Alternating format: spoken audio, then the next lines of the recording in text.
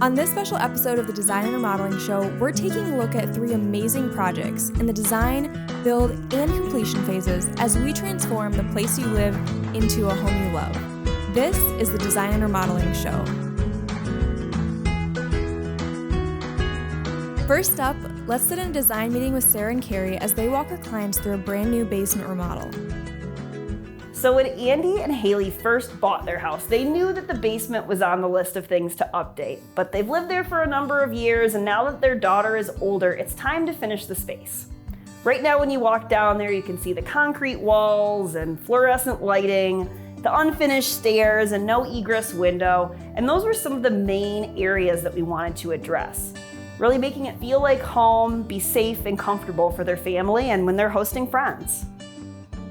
We're really going to be focusing on what's going in the space, so the fixtures, the pieces that all really pull it together. Before we hop into everything else, have you guys thought at all about the cabinets under the TV and like how much space we need open, what we need doors, if we need glass, like what is all? Are we getting the switch or are we not? No. Yeah. So I didn't want to say it. We are getting the switch. It's been decided unilaterally. No dog, yes to video. Okay, there we go, some compromising. I did really like what you sent over in the 3D view of just the white cabinets underneath the TV, as long as I don't want any glass in there because I want to be able to hide any video game systems. Wires. Yeah. And I really like the look of those cabinets. I think that they are clean, I think they match the floor, I think they stand out just enough.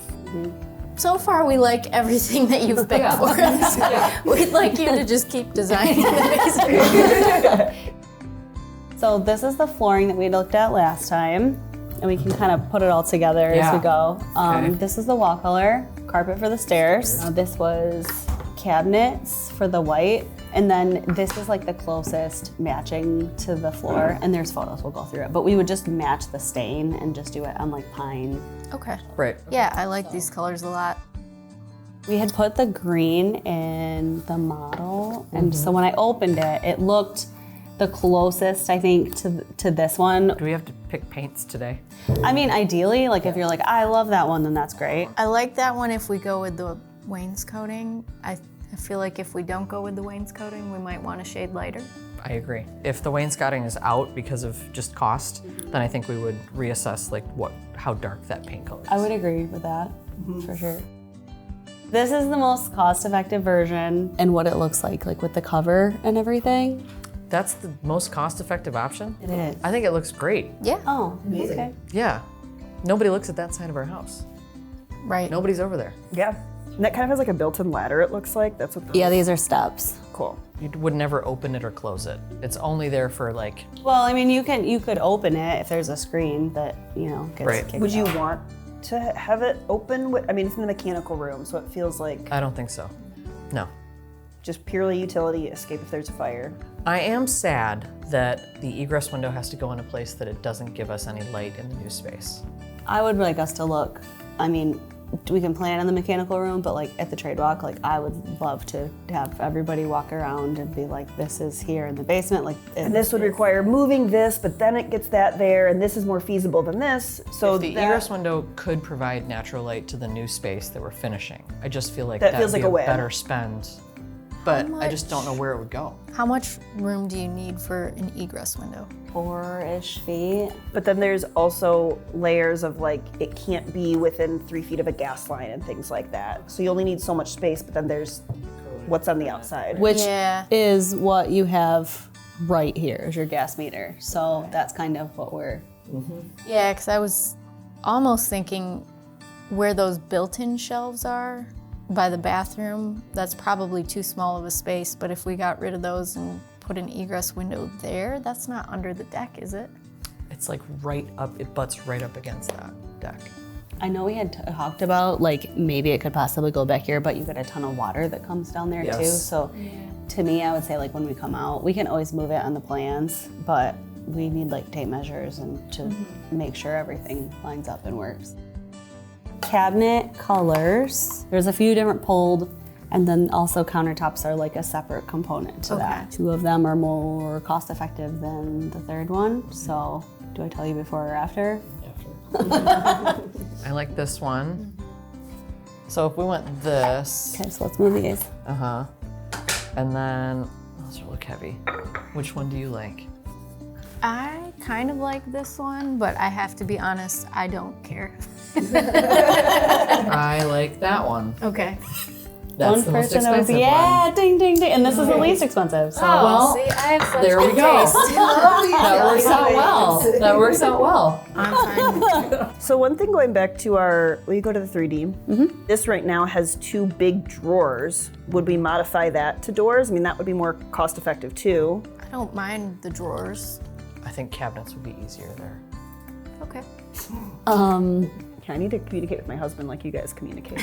Taking notes over here. Boy, I don't think so. we're doing really well right now. I just want you to know that. I think a kitchen remodel would be more stressful though. I would need to move out. And then sconces, like something fun. Probably not something Nothing fun. fun. Nothing fun. Could not hate it more. Okay. So, I mean, there's like some stuff that goes up in. I think that one is sweet. Which one? That one you just were over. This one? I think that's awesome.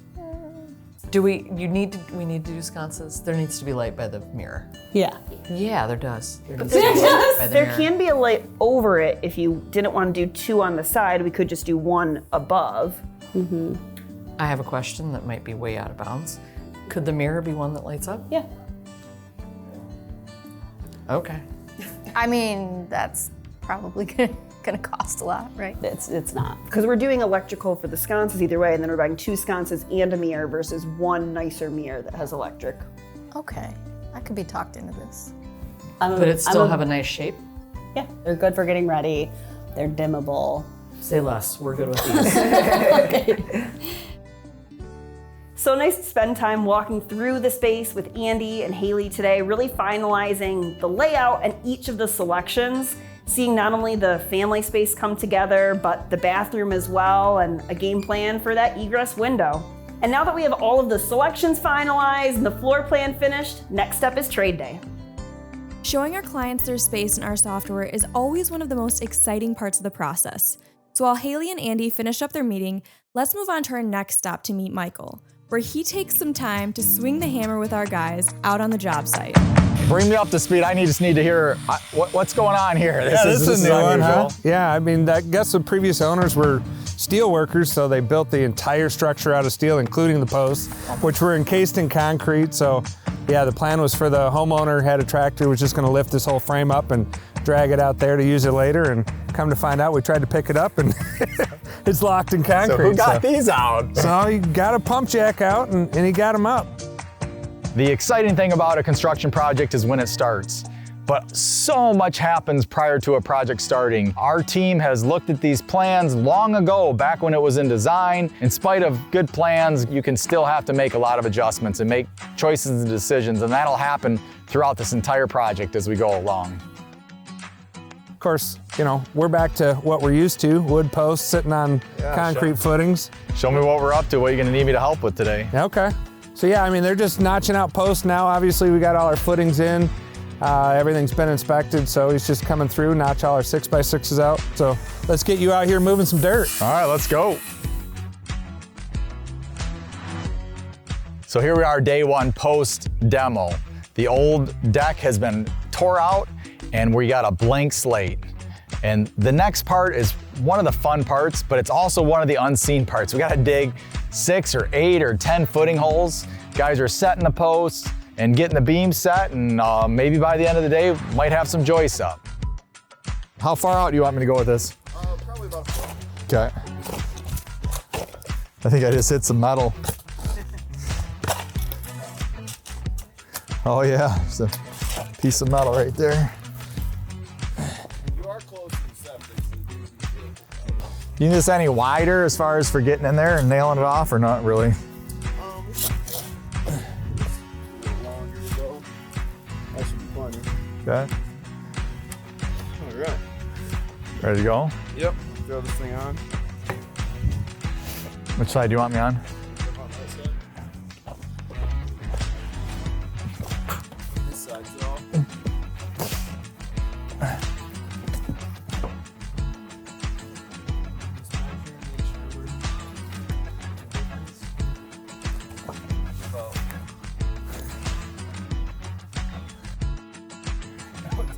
Tape measures in the truck.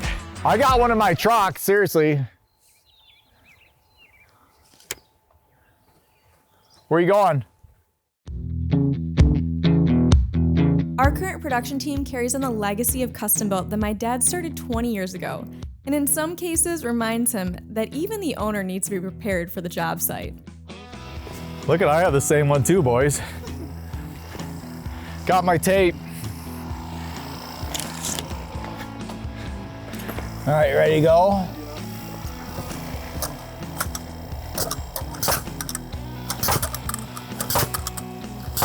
You want it all nailed off or do you just want it tacked? 3 sides, so 6. Okay.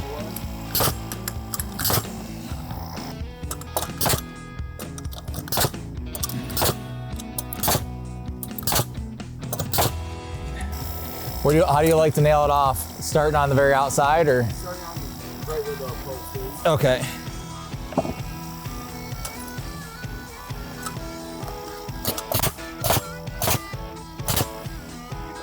Oh, you want to keep going? Yeah. Keep it all the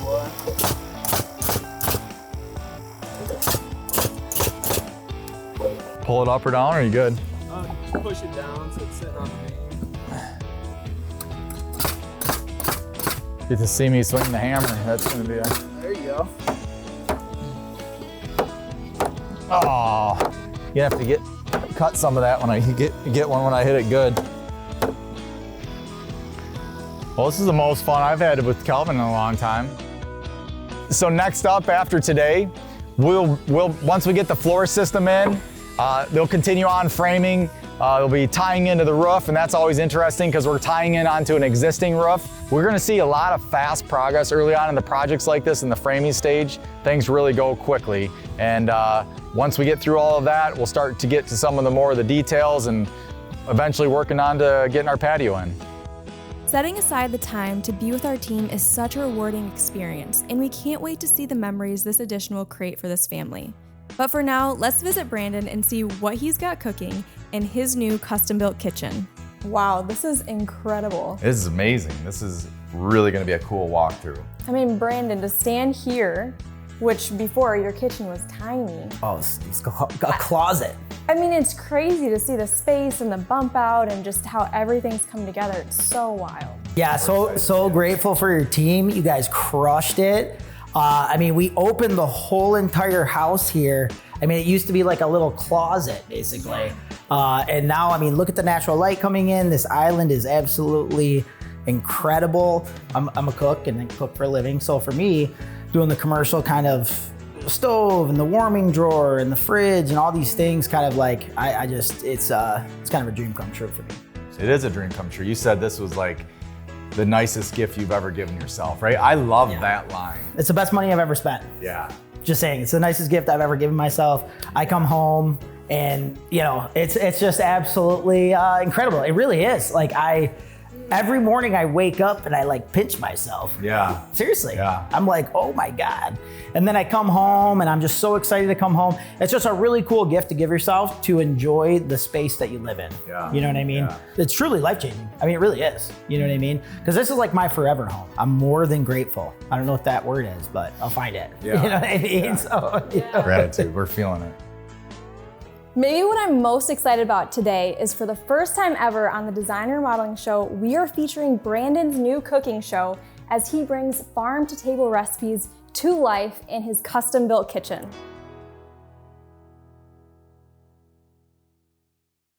The biggest reason why I love food is because it nurtures people. You're giving people an experience, you're showing people a good time. It's an act of service.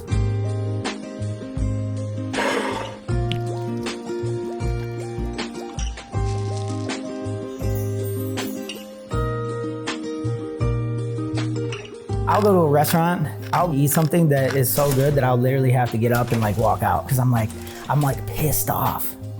Like legitimately upset that I haven't had this before. And like I'll come back. I'm like, how did they do that? How did they make that? You know? I know it sounds cheesy, but it's true.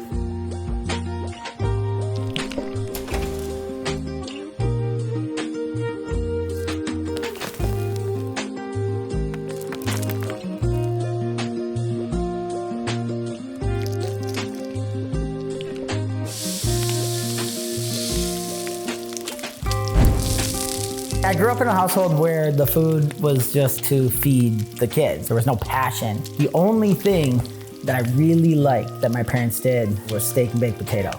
So I basically kind of took that and elevated it by like 25 or 50 or 100%.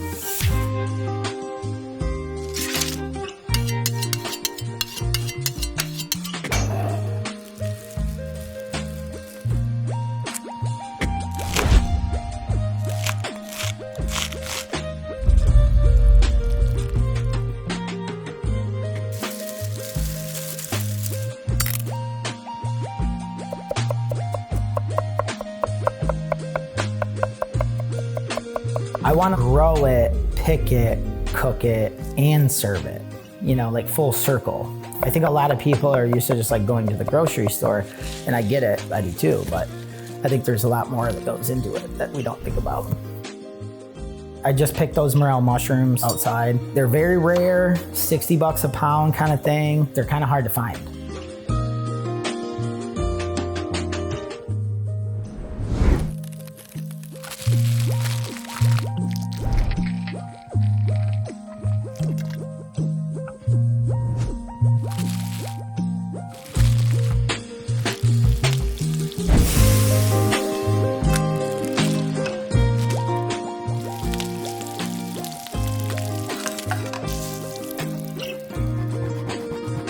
A lot of people overcomplicate food because they don't understand it. It can be very daunting, but in the end, it's worth it.